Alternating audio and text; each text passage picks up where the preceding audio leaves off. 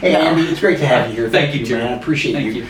I want to ask you a couple questions. Yes, sir. Because you're not able to be in person with us, and we understand. You're going to explain why at the end. So you had a career in the U.S. Army, and you could have done anything when you retired, but you decided you wanted to get into education, and you now run a public charter school in Idaho.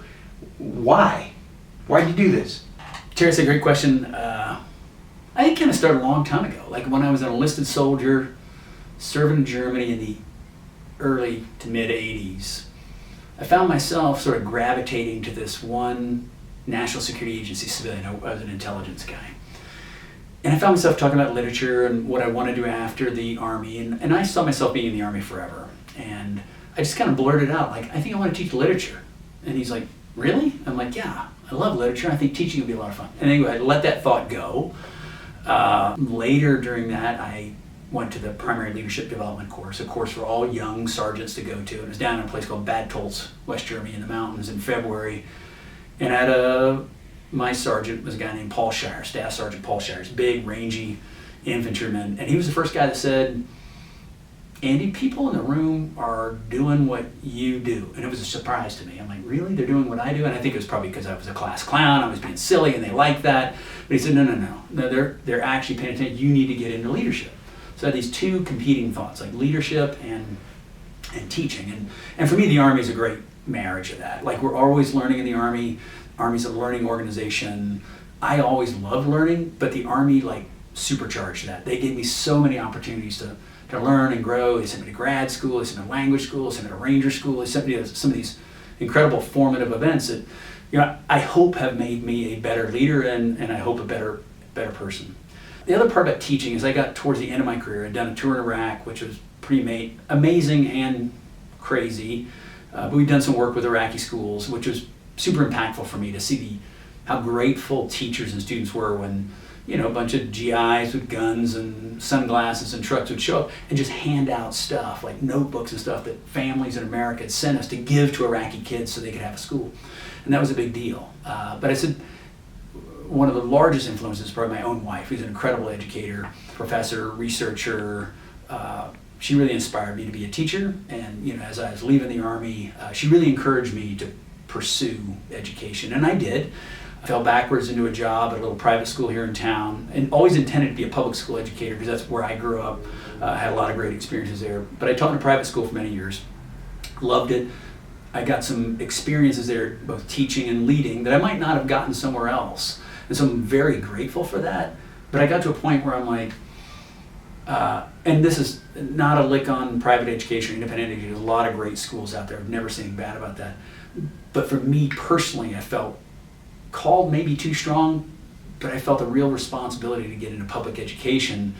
And I didn't know where that thought was going to take me. I really didn't know. But then I saw there was an opportunity at Sage International School, and I called Keith Donahue out of the blue. And Keith works here at Bloom, and he's on my board, and he was the executive director before me. And Keith and I met at Java and had a great conversation. I applied, things worked out, and I fell again. Here you are. Here I am. Running a public charter school. And it's been one of the most transformative experiences of my life. It's been transformative to the kids that you've served also. You've got 2 or 3 things that you brought from your military experience that has been sort of central to your success and your efforts as a school leader. What are they? I think first and foremost, I've probably said this before, is sort of a mission-driven approach. For me, purposeful work with a clear mission has been super important. It's one of the things that drew me to the Army. It's one of the things I still love about the Army, but it's certainly what I love about public charter schools in Idaho in particular, and about my own schools specifically.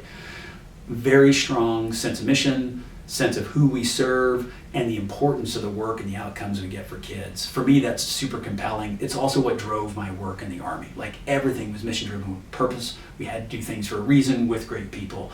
Public charter schools are that. Dynamic organizations with great people who are there because of the mission and the community. And that's the primary reason they're there. And so that's very compelling. That's awesome. Final question. Yes, sir. You're not able to be with us because you have a really great reason not to be with us. So what's going on in your life that you're not able to join us in person? Thank you, Terry. And again, hey, folks out there listening to this, I wish I was there. I love Mission 43. I love Bloom, and I love the opportunities JCAF has created for charter schools in Idaho. Our own son is an infantry officer. He's a first lieutenant. He just finished his platoon leader time at the 1st Armored Division, where I'm super proud to say he was incredibly successful, partly because he's a smart, super capable kid, but he also had great non-commissioned officers and other great young men and women around him that helped him be successful as a lieutenant. That success has enabled him to go to the Ranger Regiment, but he has risen to that challenge, and he's headed to 1st Ranger Battalion in Savannah, Georgia, and my wife and I are helping him move across the country from El Paso to Savannah so he can be even more involved in this great Army that we have in our country. So I thank you guys for listening. I hope I haven't rambled too much. Super proud to be here. And if we can get more veterans into education, the better off our kids will be, I think. Thank you.